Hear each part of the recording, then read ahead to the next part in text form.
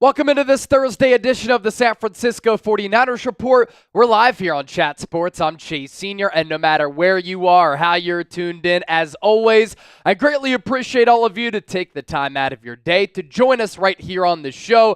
Producer Jake Chipper on the ones and twos, and we have the faithful rocking with us from every pocket of America and worldwide. And we have some breaking news to get to here on this Thursday, September 19th, as the injury bug continues to hit San Francisco hard.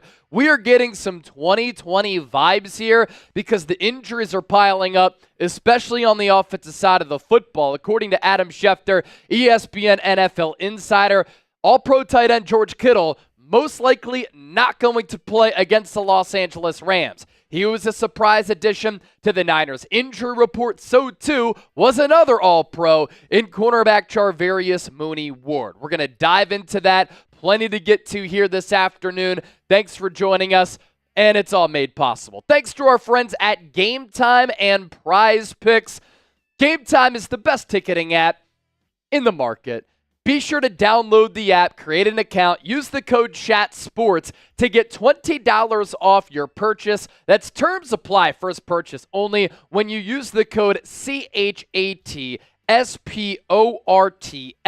GameTime specializes in last-minute tickets at the lowest price guaranteed. I also love how you can see the view from your seat before you buy, so you know exactly what to expect when you arrive. GameTime Picks is a great feature. Curation makes it easier to save money and go to sporting events, but this isn't just an app if you want to go to games.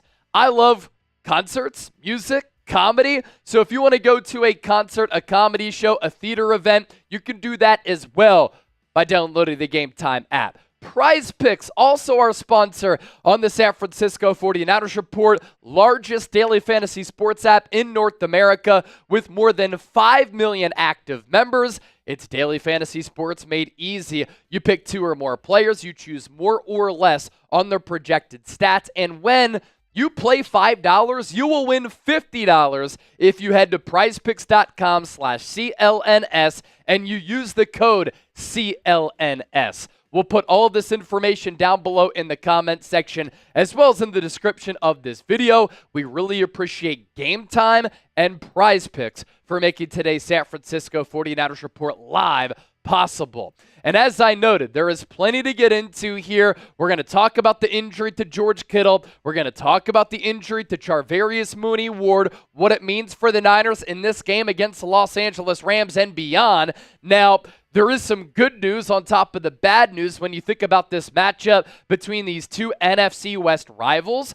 What is that good news? Well, the Rams are also really banged up. And I never want to cheer on injuries, but from a matchup standpoint, San Francisco is not going to have to go up against Puka Nacua, Cooper Kupp, and that's going to help out this Niners defense, which through 2 games is giving up 59% of their third downs. Additionally, on today's show, we'll talk some Niners trade buzz, and I want to dive into a segment that I haven't done before, and it's going to be something different from what we usually do. I'm going to pose a question. Why do these bad things keep happening to the San Francisco 49ers? And we're going to try to figure out why Kyle Shanahan continues to lose against some of the top defensive coordinators in football and why their offensive line continues to struggle. If you're just joining us, this is the San Francisco 49ers Report. We're live here on Chat Sports. I'm Chase Sr. We have 365 people watching. Help out the show. Support us by hitting that thumbs up icon and liking the video. The more likes that we get, the more people who find the stream, the better show that we will have and the more fun that we'll be able to have as well. If you do send in a super chat, we'll get to all of your super chats. It's pretty much like a tip, and we certainly appreciate that as well. So there is so much to get to here on the show, and the show officially starts right now. Again, another reminder, please help us out. Hit that thumbs up icon, like the video, and let's talk about this breaking Niners injury news right now.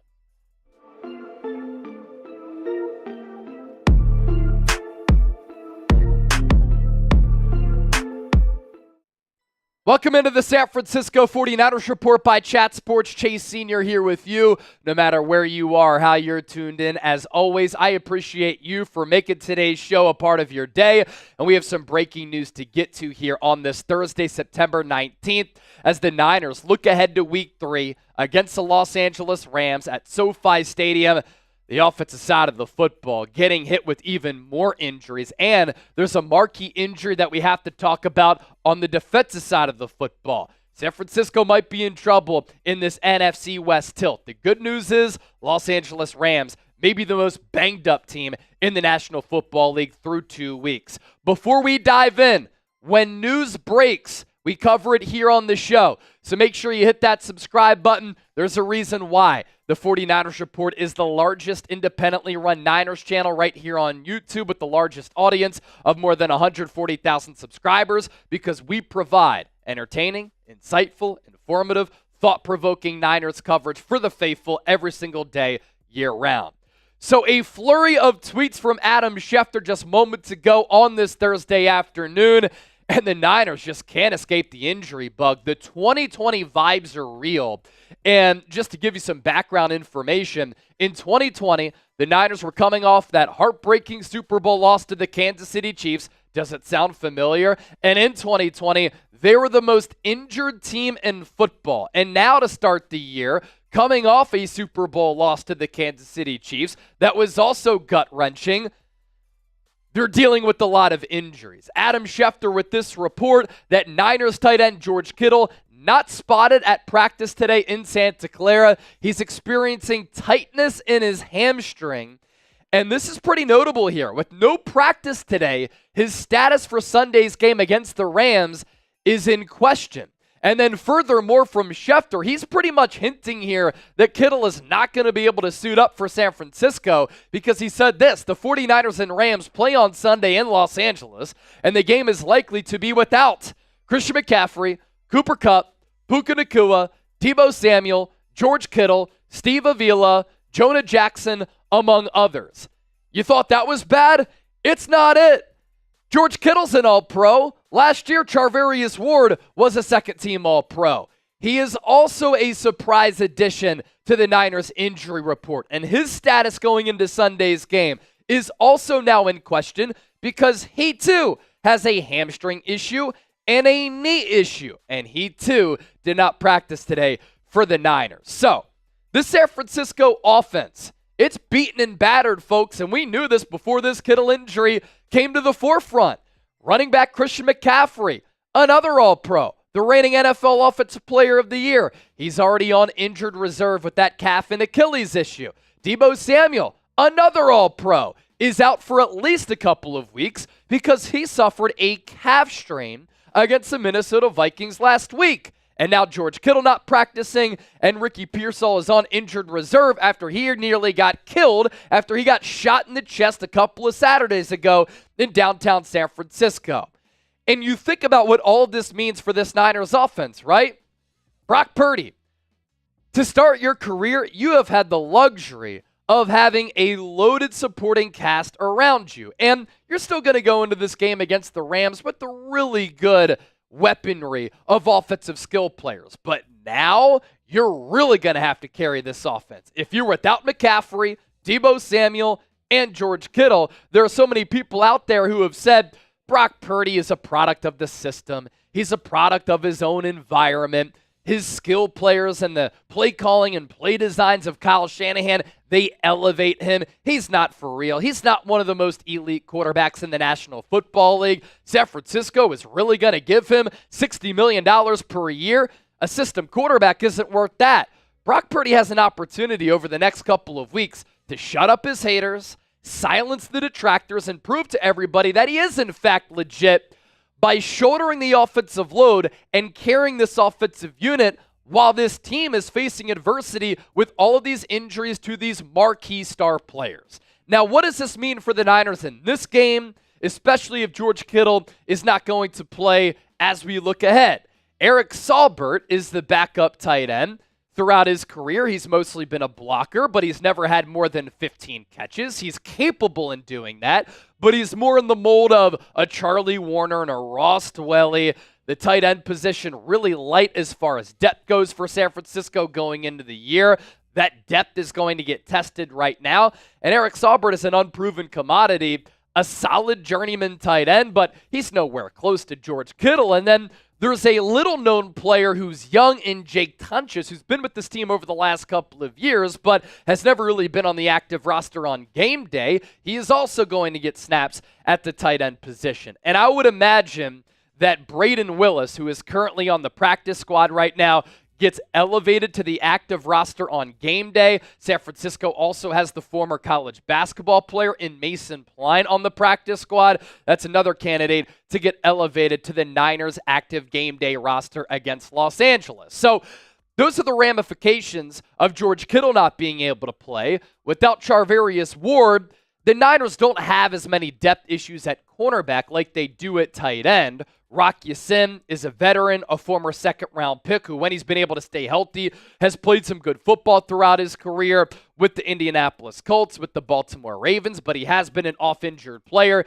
He could get some snaps on the outside. He had a really good preseason. I was impressed with what he was able to put on tape. And then the rookie second-round pick, Renardo Green, who San Francisco took out of Florida State, led the ACC in pass breakups last year. He made his NFL debut against Minnesota last week, and he played in some dime packages where you take a linebacker off the field, you have 6 DBs, and his first rep was against Justin Jefferson. Now, Jair Brown was bracketed over the top to help him out, but it was a solid rep for Renardo Green. He has some good ball skills. He has some toughness. He does a good job of driving receivers toward the boundary. And this Rams team, they're without Puka Nacua. They're without Cooper Kupp. They're light at that wide receiver spot, but still, this could be a big loss for San Francisco because Mooney Ward is one of the top corners in the game. And what the Niners could also do is have Rock Ya-Sin on the outside, Renardo Green on the outside. You mix in Isaac Yiadom, and then Diamador Lenore can play outside or in the slot. So like I said, a couple of different options there. With the Niners lacking this offensive firepower, let's circle back to the offensive side of the football. Imagine what the situation would be like for San Francisco if Brandon Aiyuk was still holding out or if they didn't sign him to that contract extension. Now is the time for Brandon Aiyuk to step up. You got paid $30 million per year. You got $76 million in guaranteed money. You dropped that touchdown off the dime from Brock Purdy in week 1. You looked winded and out of shape against Minnesota. You didn't have great production once again. You said after that Minnesota game, you're operating at about an 85% level right now, working your way back into tape. Aiyuk did say that when I did watch the tape, I liked what I saw. My feet are starting to get underneath me. But if you want to get top 5 wide receiver money, now is your time to prove that you are in fact a number 1 wide receiver, live up to the all-pro billing from last year, and prove that you are worth that price tag. Because this Niners offense is going to need you, and Brock Purdy's going to need you. You've been 4th lowest in separation among all wide receivers in the NFL. Of note, an anecdote there that factors in when a player is targeted, and when you watch the All-22, he was open against Minnesota from time to time, but the pressure got to Brock Purdy. Sometimes he didn't have enough time to deliver that ball to Aiyuk, or he was late in his reads. All that being said, it's time for Kyle Shanahan to get Aiyuk involved. It's time for Aiyuk to step up, get in shape, and be the player that we've seen you become your first 4 years in the National Football League. Because now San Francisco is without Christian McCaffrey, Deebo Samuel, and it looks as though most likely George Kittle. Now, the Niners are still favorites to win this game, and they're favorites by a wide margin. They've been 6-7 point favorites to win this game. I imagine that might go down and decrease a little bit as far as the betting line goes without Kittle. But this news makes this game even harder. And I'm trying not to overreact here, but one of my worries going into this year for San Francisco, when I was coming up with reasons for why they weren't going to go back to the Super Bowl, bad offensive line play and injuries. And in that 2020 season, after the Niners lost to the Chiefs in the Super Bowl, they were ravaged by injuries. It was actually incredible. And what's happened to the Rams so far, with their injury report being several players deep on injured reserve, that's how the Niners season was in 2020.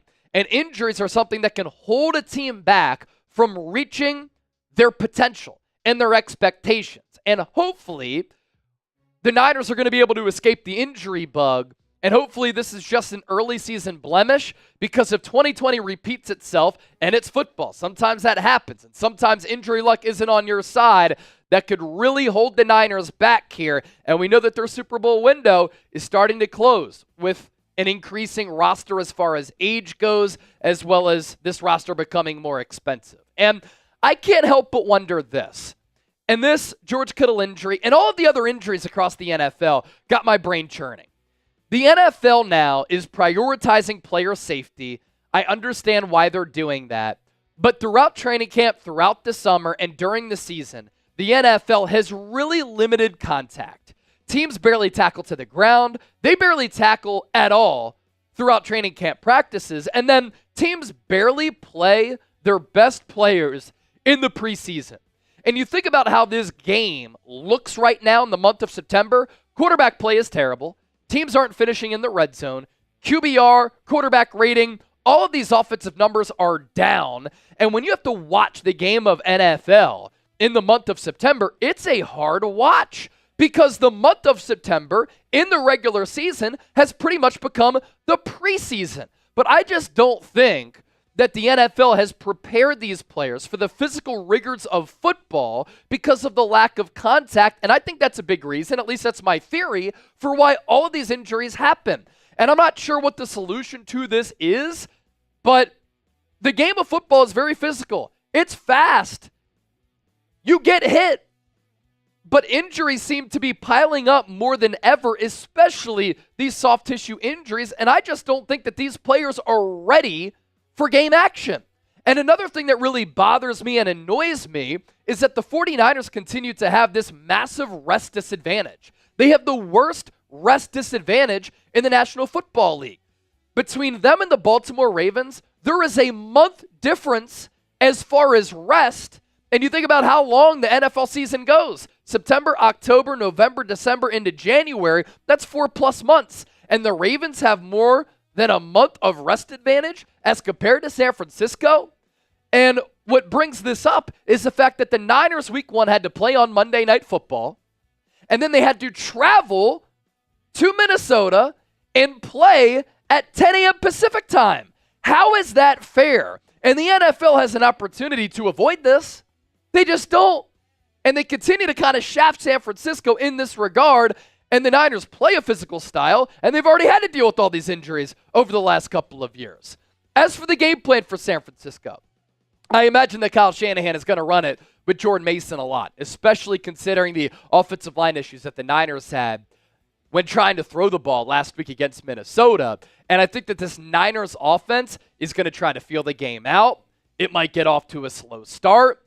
And Sean McVay and Kyle Shanahan, they know each other really well. They faced each other, obviously, a lot in the NFC West. And they play some chess, and it's a low-scoring game. Brock Purdy uses his legs a little bit more in this ball game against Los Angeles, and the Niners try to muddy this game up. They try to make it ugly. The Rams will try to do the same because they're so injured, and all the Niners are going to try to do, they don't care what the score will look like. They just want to escape with the win. As for the notable Rams injuries, you thought it was bad for San Francisco? The Rams through 2 games, you barely ever see this. Cooper Kupp, ankle injury, high ankle sprain, he's out weeks. Safety John Johnson has a shoulder injury. He's out 4 to 6 weeks. Left guard Jonah Jackson, shoulder injury, likely going on IR. Puka Nacua, a PCL sprain. He's on IR. Steve Avila, really good offensive lineman. He's on IR. Joe Noteboom, another starting offensive lineman. Ankle, also on IR. Darius Williams, hamstring, also on IR. And then Tyler Higbee started the year on IR because late last year he suffered a torn ACL and a torn MCL. So with that, who you got? SF for the Niners, LAR for the Los Angeles Rams. Let me know down in the comment section right now. I'm still going with San Francisco, but I don't think they cover that big spread.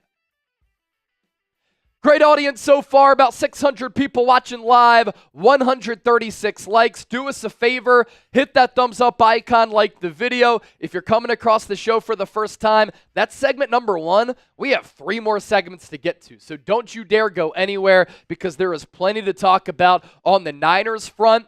The more likes that we get, the more people who find the stream. It just helps the algorithm out, so we certainly appreciate that. And if you want to send in a super chat, we're always down to have some fun. $100 super chat, I'll shotgun a beer. I don't even care. It's a Thirsty Thursday. It's our Friday because we work Sundays through Thursdays here at Chat Sports. Always down to get down and have some fun here on the show.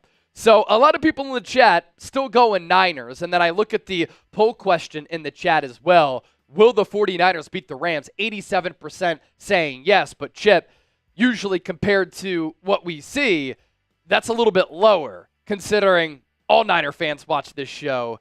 87% is a little bit low. Yeah, it's usually like in the 90s. Yeah, like 95. 90s, yeah. But you should, I think, even with all the injuries, you should still be able to handle this Rams team. They got just manhandled by the Arizona Cardinals. It was not good for them, and they're even more banged up now than they were. I get the Niners are banged up too, but you still have too much talent to be losing to this Rams team that doesn't have their top 2 receivers, any of their O-line. It's just so bad for the Rams, man. Yeah, it's not good at all. All right, let's do this.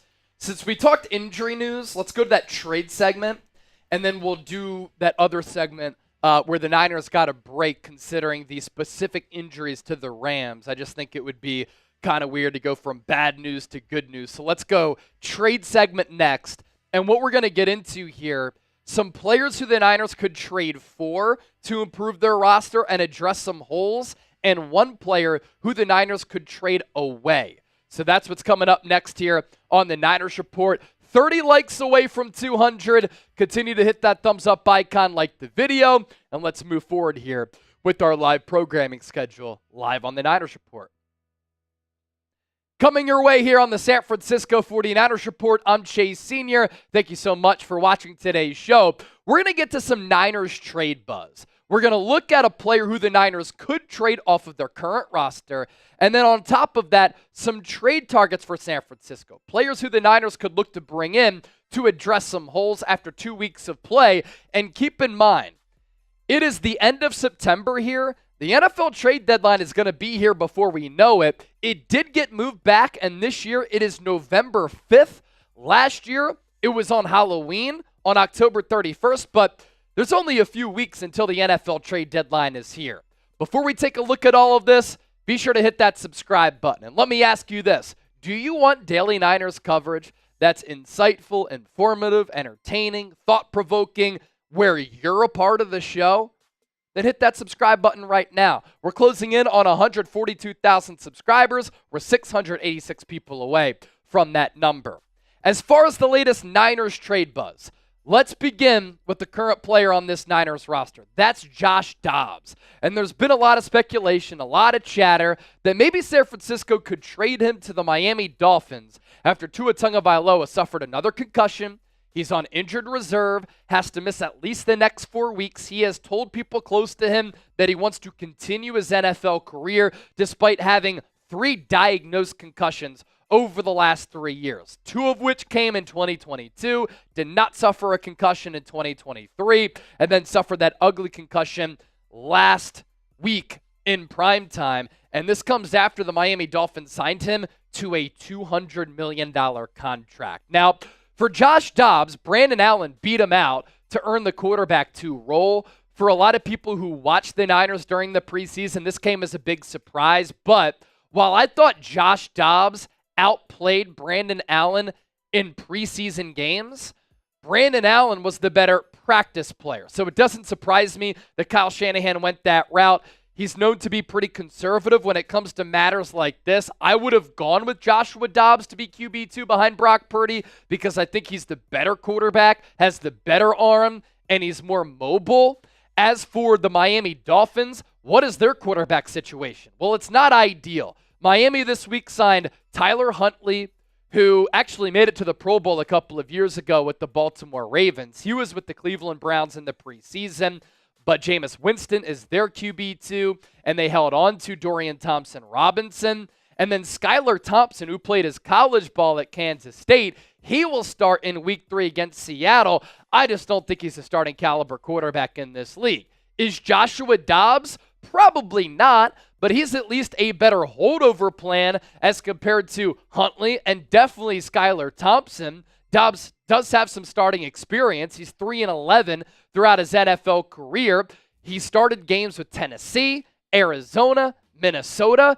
He has shown, since he's an aerospace engineer and he's a lot smarter than me, that he can learn and pick up offenses quickly. He started games for Arizona last year while Kyler Murray was coming off that knee injury. Then he was traded to Minnesota after Kirk Cousins popped his Achilles.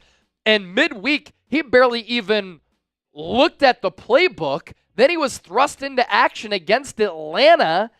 And Kevin O'Connell was telling him the plays when the play clock was dwindling. Joshua Dobbs was relaying that to his teammates. He put up huge numbers. He accounted for multiple touchdowns, and the Vikings won that game. So it's pretty impressive how he's been able to master offenses very quickly. He does give the offense some mobility and out of structure ability where he can make plays and create things once the play breaks down or if the protection breaks down.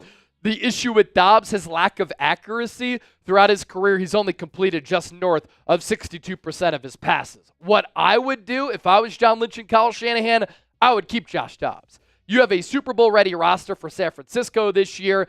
I don't fully trust that Brandon Allen can play consistent football for an extended period of time.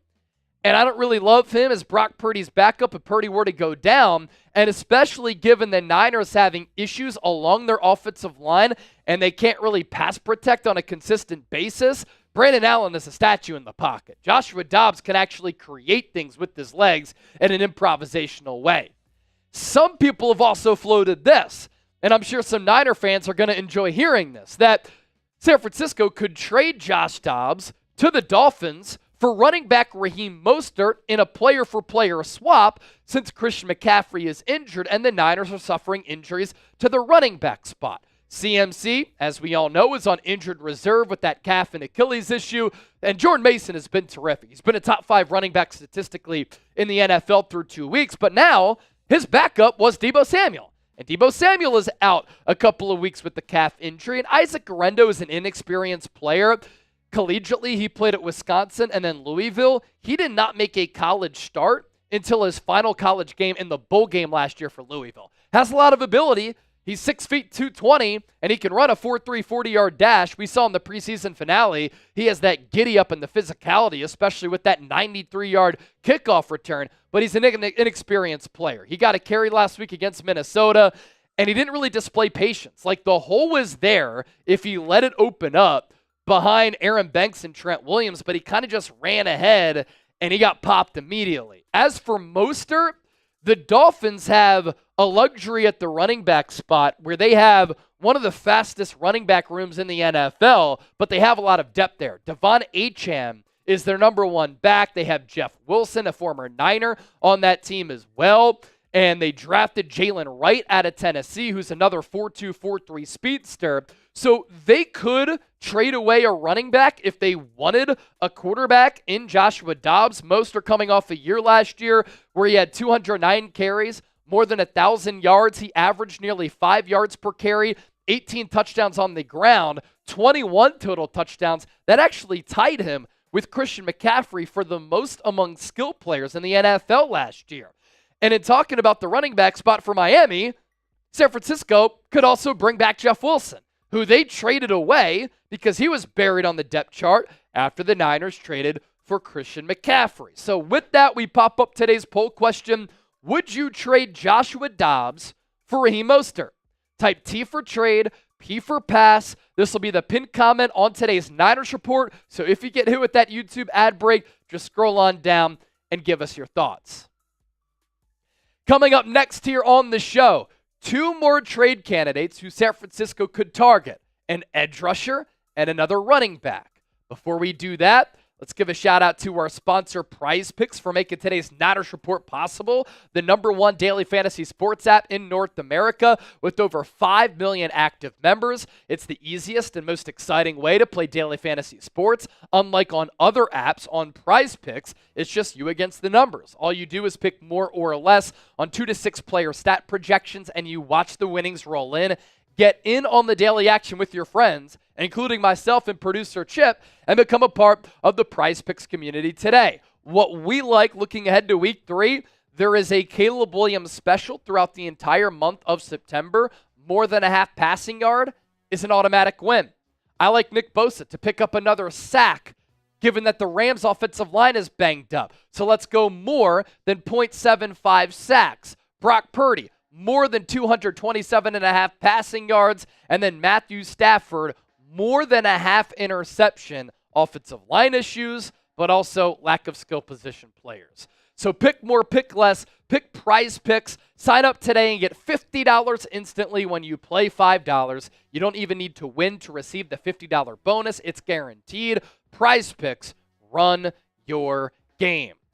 As far as a trade target for the Niners here, should San Francisco trade for Haason Reddick, who right now is technically on the New York Jets, but hasn't reported to the New York Jets since the Eagles traded him to New York all the way back on the final day of March. Now, Reddick is still holding out, only player that's holding out across the NFL. Why is that? So in 2022, the Eagles signed him to a 3-year, $45 million contract, a bargain when you can get an edge rusher at that price tag for $15 million per year. The issue is that the final year of Reddick's contract is here in 2024, and it's non-guaranteed at 14.25. And Reddick has been one of the most productive edge rushers in the game over the last 4 years, but he's tied for 19th in average annual value among edge rushers. And this Niners defense to start the year hasn't really been able to get after the quarterback. They've been bad against the run. They struggled against the pass. And if they can generate more of a pass rush, that can improve this unit a little bit. Niners are 15th in points per game allowed, 20th in yards per game allowed, 30th in yards per play at 6.5. Yuck.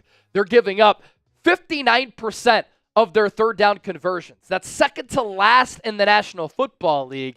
And when teams get inside the 20, a la the red zone, the Niners are giving up a touchdown 60% of the time.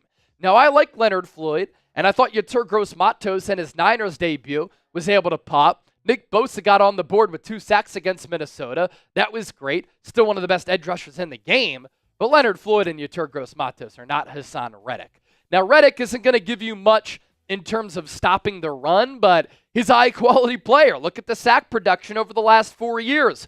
4 straight years of double-digit sacks. Not a lot of people have done that. Starting in 2020, 12.5, 11, 16, and 11. And when you take a look at the most sacks among all NFL players the last 4 years, going into the 2024 season, Reddick is number 6. TJ Watt is first with 48. Myles Garrett right behind him with 47. Nick Bosa, the Bear, 44.5. That's more than Micah Parsons at 41.5. Trey Hendrickson at 39.5. You see Reddick there at 38, and he's ahead of Chris Jones, Max Crosby, Danielle Hunter, and Khalil Mack. That's really elite territory right there for Reddick. And because he's on an expiring deal, I don't think it's going to cost all that much. And the Niners have the most cap space in the National Football League. Now, they can carry a lot of that over to next year to help absorb them being over the cap, but there are so many ways to pull off salary cap gymnastics, including a wrinkle that the Niners are doing where they're giving insurance to some of these contracts to help them save D Ford, one of those players. Lastly, a Khalil Herbert trade. This is kind of weird with Chicago right now. DeAndre Swift is their number 1 back. Khalil Herbert isn't much of a pass-blocking back, so Chicago has used Travis Homer as their number 2 back because he's better in protection. And Khalil Herbert only has 4 carries this year. In 2022 and in 2023, though, his second and third years in the National Football League, he was able to compile 731 rushing yards and 611 rushing yards. So You think back to the running back room for San Francisco, which we talked about a little bit earlier. Jordan Mason has been a top 5 back. He's a really special player with how physical he runs. You just don't see that a lot in today's NFL, where he will run through you and over you. But RB2 is a huge question, and we're really not sure how long Christian McCaffrey is going to be on IR. They put him on IR. He has to miss at least the next 4 games, but there's no telling that he's going to be out longer than that or when he's going to come back. And Khalil Herbert could be a trade chip for Chicago because right now he's barely playing. So we round out this segment with this. Which player do you want the Niners to trade for? It can be one of the few players who we talked about today or somebody else across the National Football League. Before we get to segment number 3, Anthony with the $5 super chat. There is no way San Francisco should lose. If they do, what does it say about a Super Bowl run? I mean, Sam Darnold looked like a champion. So a couple of things that I think could really affect San Francisco. Injuries, which we're already seeing. Bad offensive line play, which we saw in week 2. If the Niners are able to stay healthy, they should be able to make another deep run because when they're 100%, I think they're the top team in the NFC. If they're injured, though, and this is a storyline that's going to continue to be the case all throughout the year, and this Niners team continues to look a little bit stagnant, then yeah, that's very worrisome, and they're not going to be able to reach their expectations and their fullest potential. Another thing that worries me is the mental fatigue. This is an organization and a team with a collective core that's dealt with a lot of heartbreak. 4 NFC title appearances in the last 5 years. 2 crushing Super Bowl losses during that run. It's not easy to have all of that success over a long period of time without running into injuries, without running into roster attrition, and running into a year where sometimes the ball just doesn't bounce your way. Shout out to the recent commenters here. Trip Aces, Mick D, Juan, Jay Johnson, Lore, Ian, Raymond Torres, all in the chat. I see Seldom Screen in the chat as well. Mr. Black Ice and Joji, what's up? Hassan looks great in a kimono. Yeah, he was in Japan back a few months ago. All right, segment number 3. We're going to continue to keep it moving because today's audience is awesome. We love it, and we're glad that you're here. If somebody sends in a $50 super chat, I'm going to go run and get a beer and enjoy this Thirsty Thursday, and you'll be a part of our September club. Coming up next, despite the Niners getting some bad news on the George Kittle injury front, they did get a big break going into their Week 3 matchup against the Rams, and let's talk about that right now. Hey there, welcome into the show. You're watching the San Francisco 49ers Report. I'm Chase Sr., and coming up, San Francisco got a pretty big break going into its Week 3 matchup against the Los Angeles Rams, and we're going to talk about that here on the show. And I know that San Francisco is banged up on the offensive side of the football. Christian McCaffrey's on IR. Deebo Samuel is not going to play. It's unlikely, according to Adam Schefter, that George Kittle is going to play against the Rams. But you thought that the Niners were banged up? The Rams are very banged up, and this could serve as a get-right game for San Francisco, especially on the defensive side of the football, and we're going to dissect that here over the next few minutes. I want to begin with this, though. The Rams are an NFC West rival, and the Rams and Niners have had some great games over the last several years under the watches of Kyle Shanahan and Sean McVay. So if you hate the Rams, I want you to hit that thumbs up icon and type Beat LA down in the comments section. Also, a programming reminder, we will be live on Sunday for our Niners-Rams watch party. Most viewed watch parties on YouTube for Niner games, and it's the best place to experience a Niners game day outside of being at the actual game. So be sure to hit that subscribe button. We also hit you with shows every single day with great news and analysis. So the Los Angeles Rams are very wounded. An extremely banged-up football team after 2 weeks of the season. And it's unfortunate because when the schedule came out and we saw this game slotted for Week 3, I looked at the Niners and the Rams as 2 powers in the NFC, 2 teams that I thought were going to be competing to win the NFC West, considering how good the Rams were to end last year when I believe they won 7 of their last 8 games. The offensive line protection got better.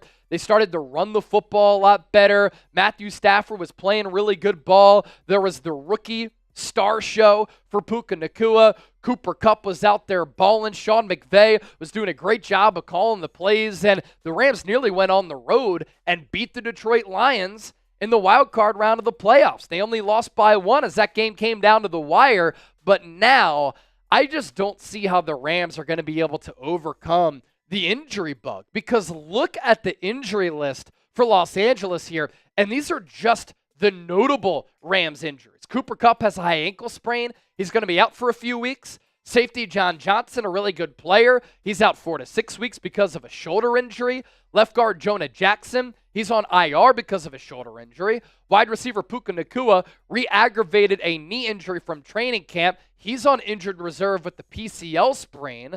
Offensive lineman Steve Avila, another really good player. He's on injured reserve with the knee injury. Another offensive line starter, Joe Noteboom, is also on injured reserve with an ankle injury. You have cornerback Darius Williams, who's on IR with a hamstring injury, and Tyler Higbee started off the season on injured reserve because late last year, unfortunately, he tore his ACL and his MCL. Now, reports did come out this week that All-Pro wide receiver Cooper Kupp won't go on injured reserve, but it's a high ankle sprain. So signs point to him being out for a couple of weeks, and I've reached out to some doctors, and they've said, look, it's extremely rare for a wide receiver to be able to come back from a high ankle sprain in a couple of weeks. A reason why he might not be going on IR is because all of their IR designations are filled up because this team is so injured.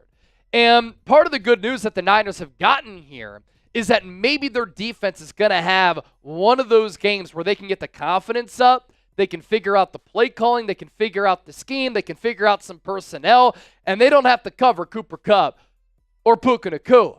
And Cooper Kupp, is a nuisance to cover. He's shifty, he has great footwork, surgical route running, very reliable hands. He can line up inside and outside, so he has positional versatility to his craft. This year, 50 snaps in the slot, 22 out wide, so primarily he does line up inside because that's just the more favorable matchup, and he has a great connection with Matthew Stafford. I feel as though Matthew Stafford sometimes is able to hit Cooper Kupp with eyes in the back of his head. The no-look pass in the Super Bowl a couple of years ago against the Cincinnati Bengals. Like that connection, they just know where one another is going to be, and it's just an innate special connection that they have. And where this helps the Niners is especially on third down. Because Cooper Kupp is such a matchup nightmare, and because he can get open as one of the best route runners with some of the best footwork, they can really carve you up on third downs. And San Francisco this year is giving up 59% of their third down conversions. That is second to last in the National Football League. And that is something that needs to be corrected. It is not sustainable. You can't win consistently if that's the case, because you're going to be going up against quarterbacks who are too talented. And if that keeps up, it will be a long year for San Francisco. And if it keeps up and the Niners continue to be semi-competitive, it would not surprise me if Brandon Staley is calling plays on the defensive side of the football. These Niners defensive stats, I get it. It's through 2 games. There are differences in the scheme, differences in personnel. Nick Sorensen's trying to feel things out as a first-time defensive coordinator, but they're 15th in points per game. They're 20th in yards per game. They are 30th in yards per play. 6.5. It's just not good enough. 31st on third down conversion rate and 24th in red zone scoring percentage. And Kupp and Nacua can really cause a lot of fits. And that's why this should be a get-right game, because this Rams team, as far as their receiver talent, they literally don't have a lot of bodies. Demarcus Robinson is now their number 1 wideout. Throughout his career, he's been a number 3, number 4. Jordan Whittington is a UDFA, more of a special teams player out of Texas. And I imagine without Kupp, he's going to be manning the slot. And then Tyler Johnson is going to be on the outside, and Tutu Atwell is one of the backups on the outside. There was buzz about him not even making the Los Angeles Rams 53-man roster. So to summarize that point, there is no depth at the wide receiver spot for Los Angeles in this game. And we've seen San Francisco struggle against Garrett Wilson, an elite receiver, Justin Jefferson, an elite receiver, and going up against especially a play caller like Kevin O'Connell last week, he was in his bag in confusing this Niners defense. And Sean McVay, even with the shorthanded team, is still an offensive mastermind. And San Francisco cannot take their opponent lightly here because Matthew Stafford can still carve you up. And let me ask you this. Where does Matthew Stafford rank among the top quarterbacks in the NFC? Is he the best? He might be. He can make chicken salad out of chicken-ish. Phenomenal player. Now, coming up next here on the show, Niners-Rams info that you need to know if you want to be a more informed Niners fan. Is Brandon Aiyuk ready for an expanded workload? Will Jacob Cowing still return punts after a muff last week? And my keys to the game against the Rams. First, let's tell you about our friends at GameTime, making today's Niners Report possible. We really appreciate them for being today's sponsor. And I love going to sporting events because you can put together great memories, and I just love watching sports. But I also have other interests outside of the sporting realm. I love going to concerts because I love music. I love going to comedy shows because I enjoy the art of joke making and laughing. And GameTime is an app where you can get tickets to all those types of things. You get the best seats at the lowest price guaranteed. They specialize in last-minute tickets to save you money once you get in the door. I also love the features on the app where you can see the view from your seat before you buy, so you know exactly what to expect when you arrive. It's easy to use. You can access tickets from your phone. And if you want to go to a Niners game this year, plenty of tickets available. Niners-Rams at SoFi. It's been deemed Levi Stadium South. Plenty of tickets available for that game. And according to projections, 62% of the crowd expected to be rocking scarlet, red, and gold. So download the GameTime app, create an account, use the code CHATSPORTS, CHATSPORTS, for $20 off. Terms apply. First purchase only. The GameTime Picks curation makes it easier to save more on all of these tickets, and we'll put that information down below in the comment section and in the description of today's show. Niners will travel to Inglewood, California, just outside of Los Angeles, to play at SoFi Stadium, which is otherwise known as Levi Stadium South. And according to Vivid Seats, at least 62% of the crowd will be rooting on San Francisco in this game. And you know what's also cool is that the Niners are the top-selling team in 44 counties in the state of California. The Rams, the top-selling team in only 2 counties. And Niner fans have been known to make a lot of noise when on the road at SoFi. And this forces the Rams into a silent count at times. Matthew Stafford has talked about this. Sean McVay has talked about it. Matthew Stafford's wife has complained about this on her podcast. It makes the Rams' job a lot more difficult. As far as the matchup between Kyle Shanahan and Sean McVay, Shanahan used to be McVay's boss, and in the regular season, he's been his boss. Shanahan is 10-5 against McVay in his career, including the playoffs, the NFC Championship game in 2021. I know, still not over it. That includes 9 straight regular season wins up until the season finale last year when the Rams played their starters, but the Niners did not play their starters. They started Sam Darnold in that game, and unfortunately, he didn't look like he did last week, throwing 97-yard bombs. As for Brock Purdy's NFC West dominance, this is pretty crazy, right? He is 14-2 against the entire NFC. His only 2 losses coming on the road against Minnesota in back-to-back years. And in the NFC West, Brock Purdy is 8-0 against division foes. That is the 3rd best start ever for quarterback in the history of the NFL since the 1970 merger. Kurt Warner currently holds the record. Next up on the show, is Brandon Aiyuk ready for a bigger role? He said this week he felt better against Minnesota. He liked what he saw on tape. He felt as though his feet were under him. And after signing that 4-year, $120 million contract where he was given $76 million in guaranteed money, everybody knows he's been off to a slow start. 6 catches for 71 yards in 2 games, no touchdowns. The explosiveness hasn't been there. His longest catch is 22 yards. His average separation, fourth lowest among all wide receivers. That does only account for when a receiver is targeted, but when he's been targeted, he's been blanketed. And he clearly hasn't been in shape after that hold-in, which was pretty much a holdout all throughout the summer. Jacob Cowing, will he remain as the punt returner for San Francisco?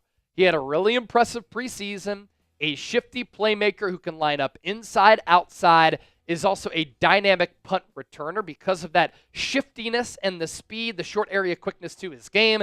He muffed the punt last week against Minnesota. Luckily, the Niners were able to pounce on that football, but he muffed the punt last week, and it wasn't good, and the Niners got lucky. Kyle Shanahan, though, giving the rookie a vote of confidence this week. He said that's one muff punt.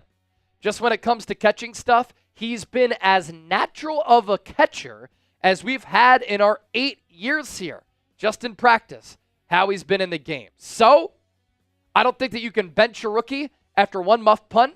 If you're going to complain about his lack of focus and him not bringing it against Minnesota, I think Fred Warner was the only Niner to bring it last week for San Francisco against the Vikings. Lastly, my keys to the game. Brock Purdy going to be without Deebo Samuel, Christian McCaffrey, most likely George Kittle. It's time to earn your money. For Brandon Aiyuk, without those marquee superstars, no more excuses. You got to be able to shoulder more of a workload, and you have to show up, and play elite football. The offensive line, take some pride. Should have been embarrassed after what happened last week. The defense has to fix their flaws. They should be able to do that against a shorthanded Rams team. And what helps an offensive line? When you run the rock. And because the Niners are going to be short in the passing game with their weapons, I think that Jordan Mason could be in store for 25, 30 carries, especially if the Rams can't stop the run. So speaking of this game, who you got? SF for the Niners, LAR for the Los Angeles Rams. Get those predictions in right now. All right, that is segment number 3. We're going to move forward to segment number 4 coming up. Just a battle of the injured teams on Sunday. So disappointing. It really is. So disappointing. This is like one of those game of the week type games, man.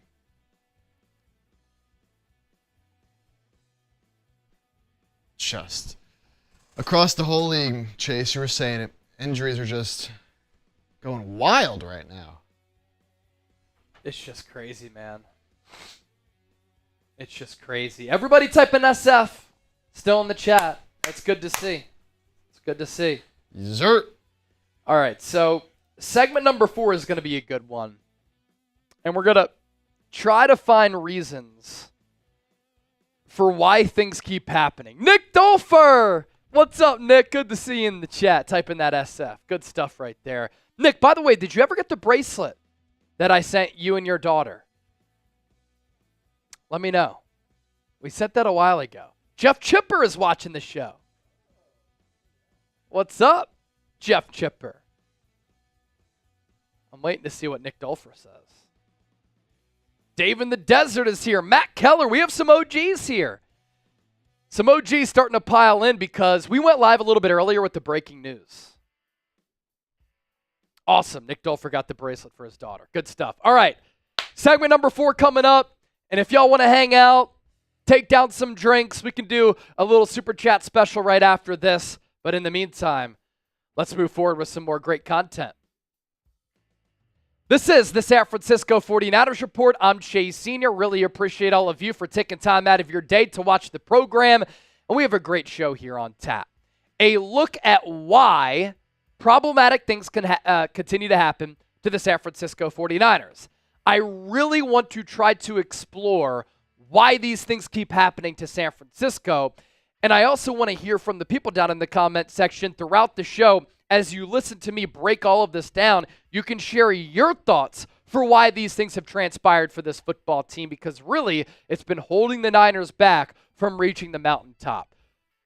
First, a programming alert. Make sure you join us on Sunday for our San Francisco 49ers Report watch party against the Los Angeles Rams. These two teams are really banged up, but it's always a fun matchup between these two NFC West rivals. So hit that subscribe button, and we hope to see you on Sunday for the best place to experience a Niners game day outside of being at the actual game. All right, let's get the show started. Why do these things keep happening to the San Francisco 49ers? There are two topics that I want to get to here on today's show. And the first one is this. Why does Niners head coach Kyle Shanahan keep losing against some of the top defensive coordinators in the National Football League? And among the 32 teams in the NFL, I think these three defensive coordinators are at the top of their craft right now as far as scheme, play calling, making adjustments, and just having the best defenses in the NFL. Brian Flores of the Minnesota Vikings, Jim Schwartz of the Cleveland Browns, and Steve Spagnuolo of the Kansas City Chiefs. Those are three impeccable defensive minds who have been in this league for a long time. They've all come up under some legendary coaches, and they've been a part of some great coaching trees. Brian Flores came up under Bill Belichick. Jim Schwartz worked under Bill Belichick with the Cleveland Browns back in the day when Nick Saban was also on that staff. Steve Spagnuolo is a part of the Andy Reid tree, and Jim Johnson, who was a legendary defensive coordinator in the late 90s and early 2000s. And I think that they do such a great job of being aggressive, changing things up in-game, but also throughout the season. So it's really hard to predict what those defenses are going to do game in and game out. They adjust their coverages, but they also change up their blitz looks, and their defensive schemes fluster some of the top offensive minds in football, including head coach Kyle Shanahan. And how about these numbers right here? I saw some people talking on X how Kyle Shanahan was 1-9 against Jim Schwartz, Brian Flores, and Steve Spagnuolo. So I wanted to do my own research. It's actually worse. And these three defensive coordinators are Kyle Shanahan's kryptonite. While Jim Schwartz has been a head coach and a defensive coordinator, he has gone up against Shanahan 10 times when Shanahan has been an offensive coordinator or a head coach. Kyle Shanahan is 1-9 all time against Jim Schwartz. Against Brian Flores, the last 2 years, the Niners have gone to Minneapolis, and they've gotten their asses kicked, taking punches on the chin, where their offense has looked completely lost. And what's troubling and perplexing is that both of those games are eerily similar, and Kyle Shanahan has known what Brian Flores is going to do. This year, he was blitzing at about an 80% clip, and those blitz looks still caught Kyle Shanahan, the play caller, the play designer, and his quarterback Brock Purdy off guard. Brock Purdy even said to Brian Flores after the game last Sunday, quote, "Your scheme is crazy." And now Shanahan is 0-2 against Flores in consecutive years, and then Shanahan is 0-3 against Spags. That includes the 2019 Super Bowl, the 2023 Super Bowl, and Super Bowl 58, and then during the regular season as well. That's pretty troubling. Now, why is this a trend? Those defenses are unpredictable, and it's part of the reason why Flores, Schwartz, Spagnuolo, some of the best defensive minds that we've ever seen, especially in this generation of the NFL. They blitz at any time. Sometimes they tease blitzes and then back off. And Brian Flores, with what he did on Sunday, I was watching some tape study from some NFL analysts and former players, and they're like, it's insane what Brian Flores was able to pull off. It requires his defense and the personnel to all be on the same page. And those Vikings players were all on the same page. From Andrew Van Ginkel nearly picking off that quick pass from Brock Purdy to Blake Cashman having himself a day, to all three levels of that defense being sound and in rhythm. So these blitzes can come at any time. These defensive coordinators are not scared to dial up pressure, whether it be through the interior. We've seen Flores load up 6 defensive linemen with 3 tackles inside the defensive line box. We've seen corner blitzes come. Trent McDuffie with the big pass breakup in the Super Bowl back in February. And then the coverages are disguised on top of that. So there's no pattern to their defenses and to what they do. So from an offensive play calling standpoint, and from a game planning standpoint, usually you try to identify patterns within the defense, because then during the game, you know what might be coming, and then you can try to counter that with the perfect play call. But Kyle Shanahan hasn't been able to figure that out. Now, as part of this, I imagine the comment section is just a firestorm right now. Fire Kyle Shanahan. He stinks. He's not elite. He's overrated. Let's talk about that. Is Kyle Shanahan overrated? I don't think he's overrated because I don't think that you can go to 4 NFC championship games in 5 years, including 2 Super Bowl appearances, if you're a bad coach. He has done a good job of being able to identify talent, maximize talent, develop talent, and he's gone to 2 Super Bowls as a head coach with Jimmy Garoppolo and Brock Purdy. It's pretty impressive. So he's still one of the best offensive coaches in the league. If that wasn't the case, then why would the fingerprints of his offense be everywhere? From Sean McVay to Matt LaFleur to Bobby Slowick to Mike McDaniel to Clint Kubiak, whose Saints team has scored the 4th most points in the history of the NFL through 2 weeks. Now, that's not without saying that Kyle Shanahan doesn't have any weaknesses, because he does. Here are Kyle Shanahan's biggest weaknesses as a head coach, and these are the things that have held him back from winning the Super Bowl. And I do believe that he's going to bring a Lombardi trophy back to the San Francisco 49ers at some point. He really struggles against top-flight defensive coordinators. He really struggles to come back from behind. He likes to take the lead so that his offense can be in control and in a rhythm. His pass game concepts are a little bit outdated and old school. His offensive line protections can sometimes be lackluster. And obviously the big game has evaded him, and he's lost some of those leads in the 4th quarter of some of these big games. But the resume speaks for itself. Kyle Shanahan is highly regarded. He's well respected, and he's looked at as an offensive genius for a reason. But he's flawed, just like Bill Belichick is flawed. Bill Belichick could never draft quarterbacks outside of Tom Brady. He couldn't draft wide receivers if his life depended on it. Andy Reid was in Philadelphia for 14 years. He made it to 1 Super Bowl, including 5 NFC titles, and now he's won 3 Super Bowls, 2 in a row. He's going for a 3-peat, and he's looked at as one of the best offensive minds ever. Winning a Super Bowl is really hard, and I do think that at some point Kyle Shanahan is going to get his, and I think it's going to be with the San Francisco 49ers, which leads us to this. Will Kyle Shanahan win a Super Bowl with the Niners? W for win, L for lose. Let me know down in the comment section right now. We have one more element of today's show. But first, let me tell you about GameTime, our presenting sponsor for today's Niners Report. If you want to go to a sporting event, a concert, comedy show, if you want to go to a theater show, you can find all of these tickets thanks to our friends at GameTime. And when you use the code CHATSPORTS, CHATSPORTS, you get $20 off. Terms apply. First purchase only. There are so many elements and features of the GameTime app that I absolutely love. GameTime Picks, let's start off there. Curation makes it easier to save more on sports, concerts, comedy, and theater. All-in pricing. You can toggle this feature. It shows you the total up front with no surprise fees at checkout. You can get a panoramic view from your seat in the app before you buy, so you know exactly what to expect when you arrive. And there's also the lowest price guarantee from GameTime. Or GameTime will credit you 110% of the difference. There are so many tickets available for Niner games this year, so download the GameTime app, create an account, use the code CHATSPORTS, take the guesswork out of buying tickets with GameTime. That's CHATSPORTS. Download GameTime today. What time is it? Game time. So let's pivot forward on today's Niners Report. We already tried to figure out why Kyle Shanahan continues to struggle against some of the top defensive minds in the NFL. The other part of this show, why does the Niners' offensive line continue to suck?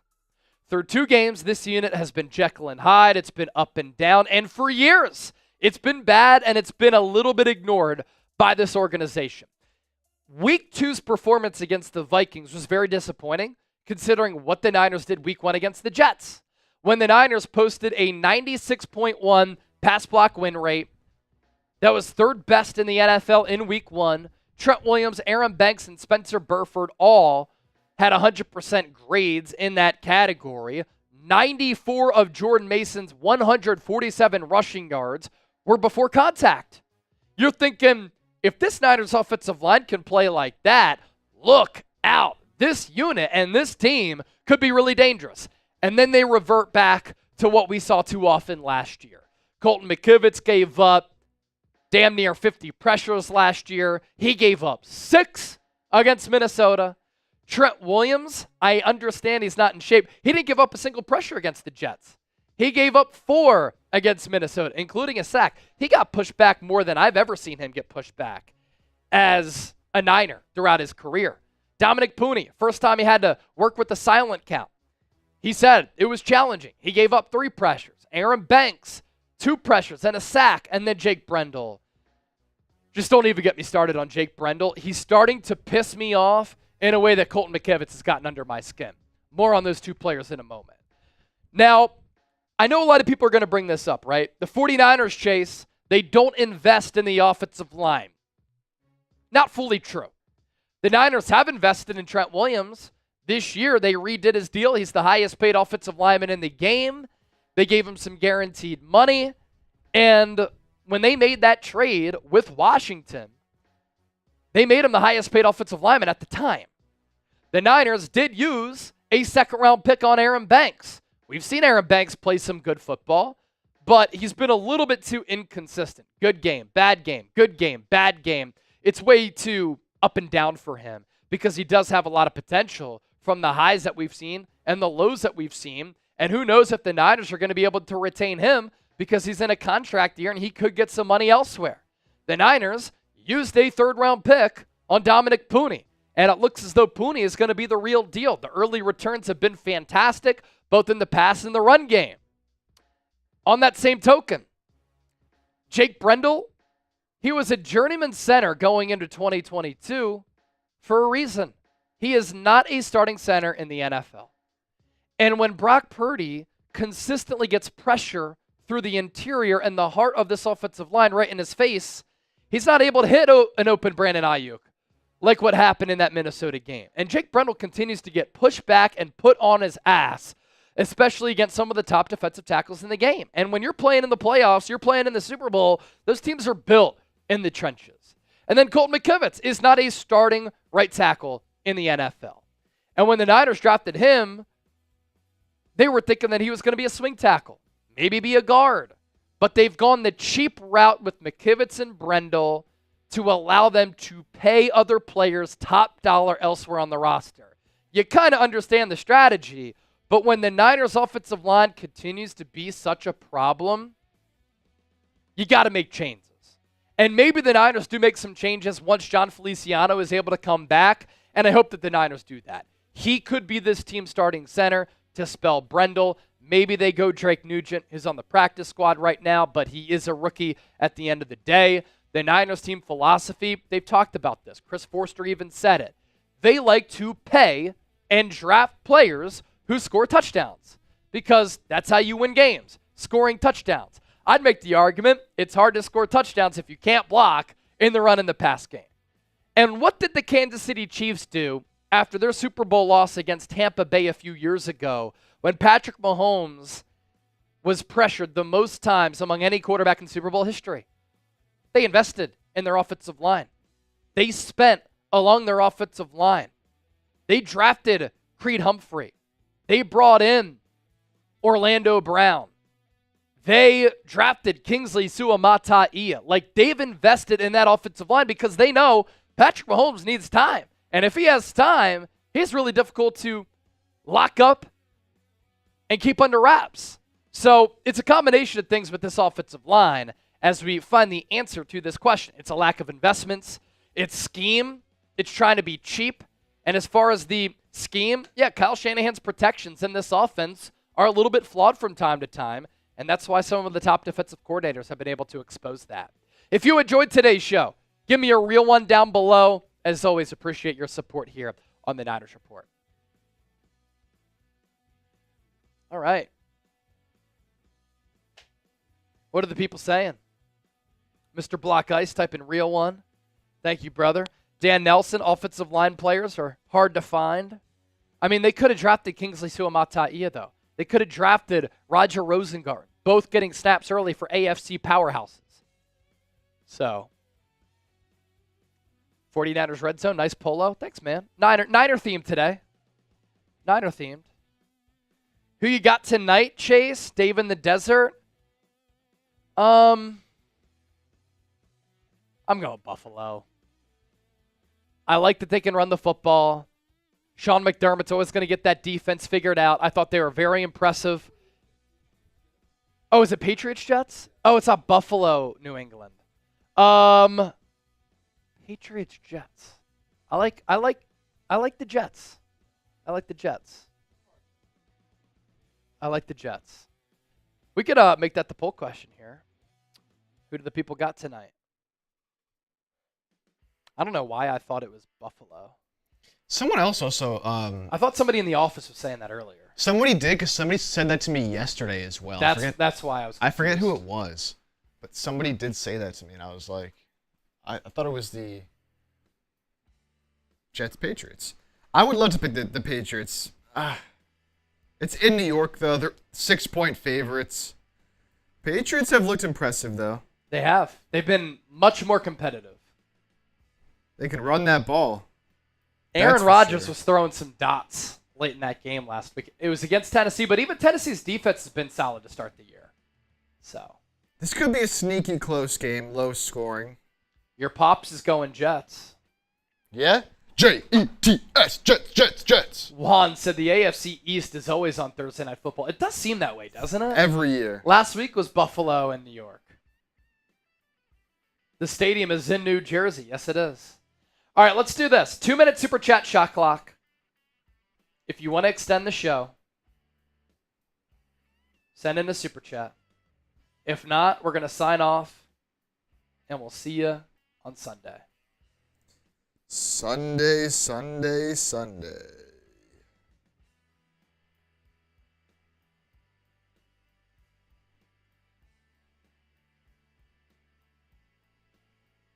There's a few good late games on Sunday. We got Ravens, Cowboys, Lions, Cardinals, Niners, Rams, Dolphins, Seahawks, Panthers, Raiders. Ugh. What other good matchups we got this week? Texans, Vikings. That's exciting. The battle of the undefeateds. Chargers, Steelers. Haha. That's going to be actually a really good game. Yeah, two physical teams. Chargers O-line's been really impressive. Of course, with Harbaugh there. Hopefully Herbert plays. I'm sure he will, dealing with an injury. That Ravens-Cowboys game is so interesting because either the Ravens dropped to 0-3 and they're like starting to panic a little bit, or the Cowboys are 1-2. Baltimore's got to win that. Yeah, they have to. In Dallas. Baltimore's a fade? No. Oh, yeah, Baltimore -1 right now. Okay. So it's basically a pick 'em. Yeah, basically pick them. Road favorites, though. Yeah. I mean, you think about how that Saints offense gashed that Cowboys defense. Lamar's got to be able to do the same. Big-time spot. They have a physical defense. I think that they can stop that Cowboys offense. There's no run game for the Cowboys at all. So one-dimensional. And CeeDee's dealing with an injury. He was limited today.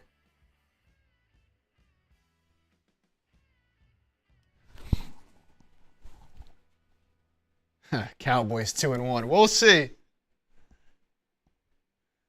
We'll see. Gonna be a good game. Yep. All right, we're going to sign off. Great show today. Some breaking news. We went live a little bit earlier. Somehow we have the bots in the chat for a standard live show here. It's crazy. Fire Farhan from Joji. I agree. He's a joke. And Giants fans deserve better. Shouldn't have ousted Bruce Bochy like that. But Buster Posey, maybe he can get things back in line. I know baseball, and I can talk baseball too. Not a one-way stiff. All right, we're out. For Chip, I'm Chase. Thank you, faithful, for rocking with us. We'll catch you on Sunday for our watch party. Niners, Rams. Beat LA. Beat LA. See ya.